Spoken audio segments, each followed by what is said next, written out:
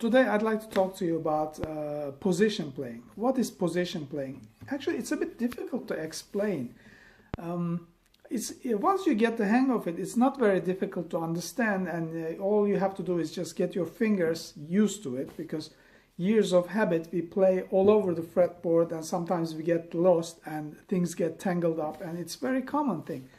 But position playing, I think it can be described as playing within the frame of six frets, six certain frets. You decide, where you're going to play a certain melody or a scale, and you don't. There's a border. You don't get out of that range. You stay there. Whatever happens, you don't.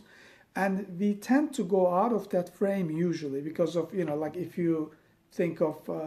For the sake of this video, I'm going to use G major scale, G Ionian.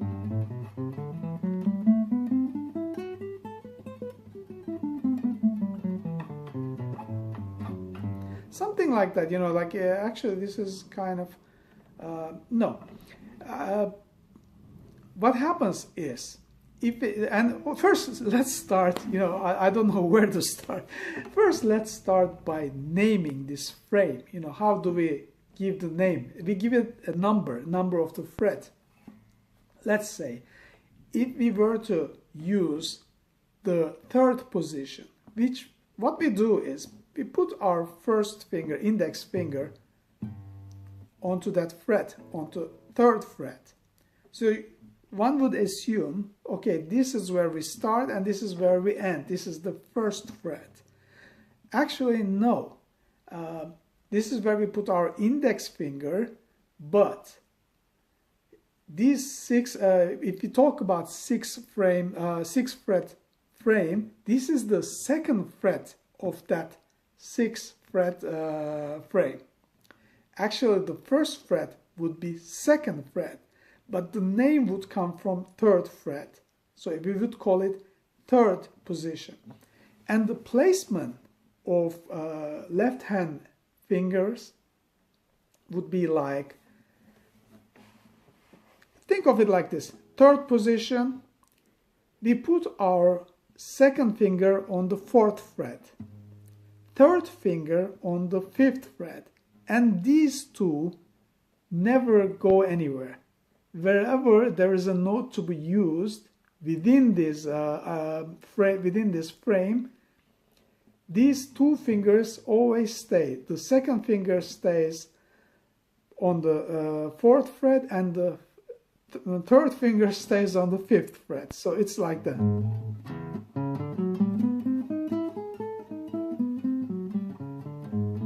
Whenever there are notes to be played within this frame and they happen to be on 4th or 5th fret, 2nd and 3rd fingers are to be used. And you never spread, you never play, like they have to follow each other. You never do like, I don't know, let's say you play with your 2nd finger on the 4th fret and then 3rd finger comes to 6th fret. That won't happen. They will just stay together. You never spread them.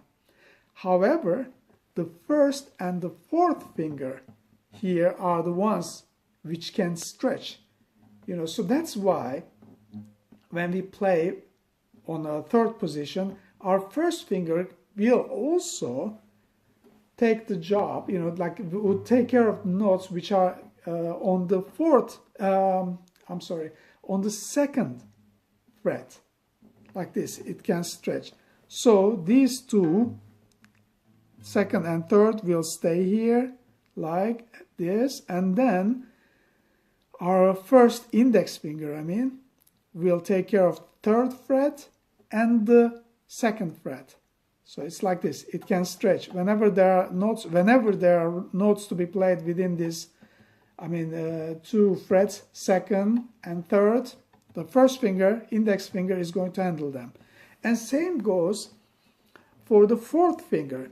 Fourth finger is to handle the notes on second fret and sixth fret and the seventh fret. So when you spread it like this is the 4 frets in the middle, and then if you spread like this, it's going to be 6 frets as you see. It's going to start from second fret and then end in 7th fret. Second, 7th. Like it's 1, 2, 3, 4, 5, 6 frets. So it is to be played like this. This is the basic idea.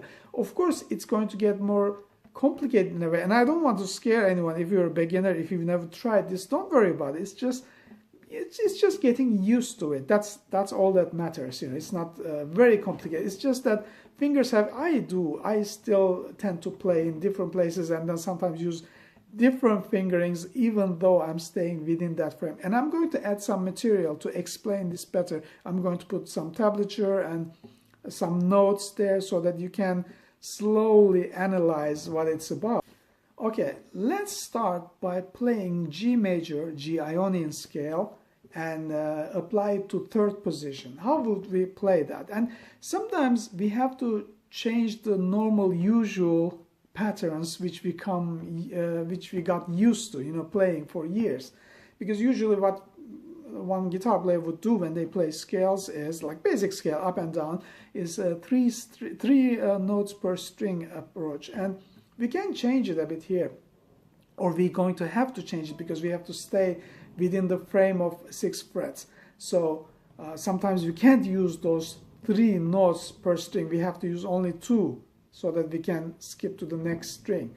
And I'm going to show you here.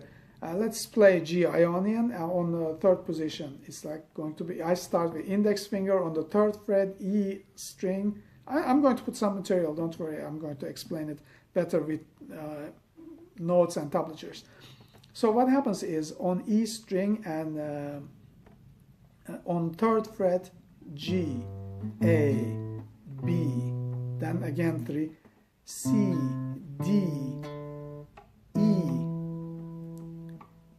F, G, A, B, C, D. And after D, we're going to go down and play E. You see? I'm using the 3rd finger. And after the 4th finger, F sharp. And then the 1st finger will stretch here. It's going to be G, A, B, B, A, G, F sharp, E, D, C, B, A, G, and then F sharp, E, D, C, B, A, and G. My dyslexia breaking in there, Sometimes I know what I'm playing, but when I have to say it out loud, it can be a bit of a problem. So what happened is we stayed within these frames. If there was a note after that, the last frame was supposed to be 7th fret, and the last notes always had to end up here. But if there was a note which we had to play on 8th fret, then we wouldn't be anymore within that 3rd position. It would have been on the 4th position. And then there's another way to play this. For example, we can use the 2 notes per string, not per string, but 1 string rule here on the A string, for example. Let's try it this way.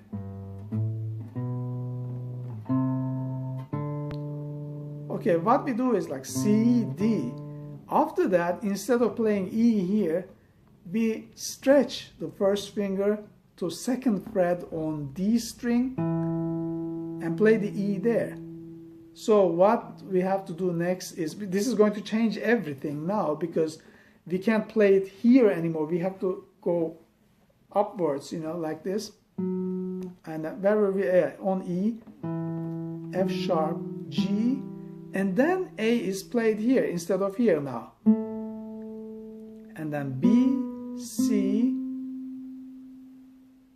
and then we play the D here, E here, and then F sharp, G. So it's a bit like that, and then you can mix. There are many different possibilities that can occur, and then you're not just going to, when you're playing, when you're improvising, you're probably not just going to play a scale up and down. There are going to be variations, but the idea is to stay within those 6 frets, because this is going to, what this is going to allow is, it's going to make your left hand relax. You're not going to wonder, am I going there, am I going to stay here, which finger I'm going to use.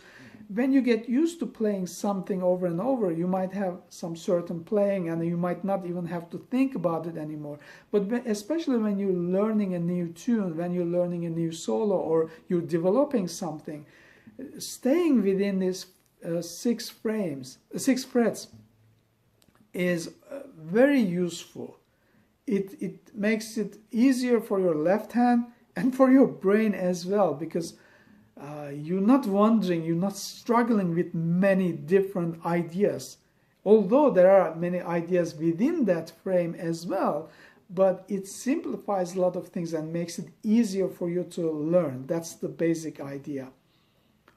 And yeah, okay, give it a try. As I said, I'm going to put some material, and even I got lost there sometimes, you know, like, okay, because you understand one thing, but it's a bit difficult to explain it sometimes. What you have to remember is these 2 fingers, they never move anywhere. If we were to, you know, take it as 6 frets like this, the second finger comes to the 3rd fret of that 6th frame, and then the 3rd finger comes to the 4th. The 4th finger handles 5 and 6.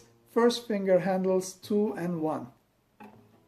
That's the basic thing. Okay, I see you on the next video.